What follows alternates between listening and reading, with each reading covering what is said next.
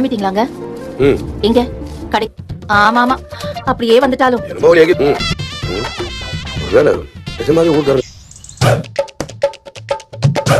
நிஜமாவே மாமா கிட்ட பேசிட்டீங்களா?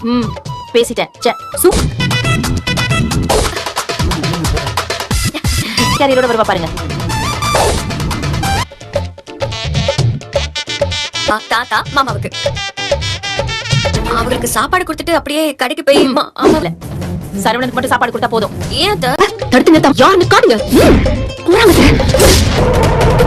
ஏய், என்னடி பண்ற? என்னத்த உனக்கு நான் யாரு